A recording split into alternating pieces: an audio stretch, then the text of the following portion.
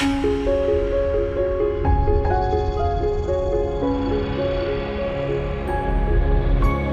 everybody! In this month's gel press video, I'm going to show you 3 ways to monoprint with alcohol ink. This technique is so much fun and so simple and gives you a way to use alcohol ink without glossy cardstock. I have my 5x7 gel press here and a stencil that I will link you to below. I love these leaves. They're kind of modern and fun. And all I'm doing is pressing the stencil down as well as I can onto the gel press so that I can preserve the design as I'm just pouring alcohol ink into the openings of this stencil. You can tell where the stencil is adhered really well because it's no longer white. So you'll see spots on my stencil that the alcohol ink is going to get under, and that is just fine. This is not a perfection-oriented technique. It gives you kind of a stained glass look with these bright, transparent alcohol inks. Oops, I did not open this one yet. Now, when I open these, I like to snip the end of the tube off into a baby wipe because a little tiny bit of ink will come out if the bottle has been under pressure in shipping. So I just hold the baby wipe over and you can see that a little bit of that turquoise ink came out, and that way it doesn't come out all over me or all over my work surface. These are the Marabu alcohol inks. I love these. They have some great colors. I like to use all of my alcohol inks together. They do have different color ranges and of course different bottles and things like that. But I fell in love with these at the NAMTA show, especially with their rainbow mixative, which is just magical. And you can see a video on that here. I'm filling in where it looks like I might have missed a couple of spots. I want most of this design to be present. Again, it's not going to be as perfect as an ink blended stencil, but that's not the idea. But I do want to make sure it's covered. And since my much loved gel press plate is a little bit stained, it's hard for me to see where exactly has coverage and where doesn't. Now, sometimes I can tell which cap goes with which because there might be a little bit of ink in there. These are pretty clean, actually, but I think I got them on there right. So now you just need to wait until this is dry.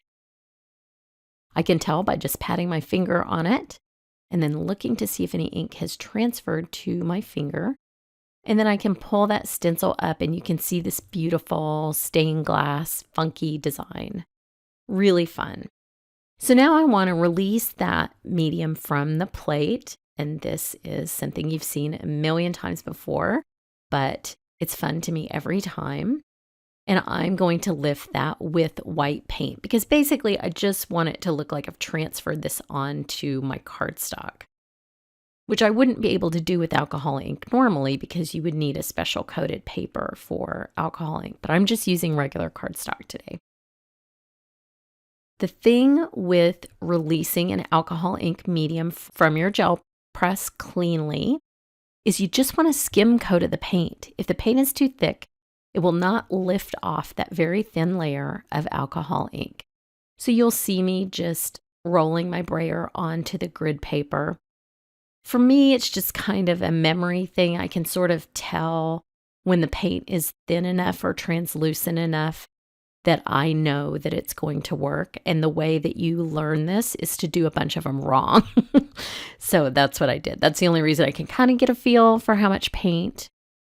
But this is an experimental process, and so don't feel bad if it doesn't work right the first time.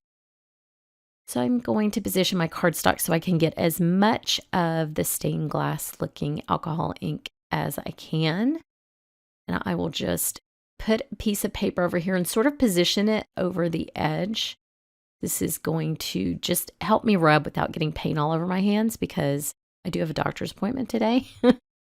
But, you know, I ended up going to the doctor with a bunch of white paint all over my hands. It is what it is. But I will take another piece of paper and I'm going to cover even the open areas that don't have the cardstock on them. And that will help me test whether or not I'm going to get a good lift. And you can see it is lifting the alcohol ink off of there, so I think I'll be fine. So I'll just peel at the edge of this cardstock, and it is lifting very cleanly. It looks awesome. Couple little edge details maybe still down on the plate, but those will come up on a future print. And look how bright and vibrant that is. And it makes that leaf pattern so funky and fun and sort of imprecise, so you can get a totally different look out of your stencils. But that's only a third of what you can do with this stencil now. I'm going to put down some paper towels and put this stencil down on the paper towels, and I have a spray bottle filled with the alcohol. Now, you want to make sure it's right side up, so the side that you applied the alcohol ink to needs to be up. And I'm just going to spray this with alcohol. You don't need to spray it with blending solution, just regular isopropyl alcohol is fine. And then just very quickly press your piece of cardstock down onto the wet stencil to lift that off. I would say you could do this with alcohol lifting, but you really can't because you just get the alcohol ink all over your ink pad, and that wouldn't work that well. But look at that. So that's the opposite print, the mirror image of the print that I got before. But what I discovered was the paper towel was quite beautiful after I did that.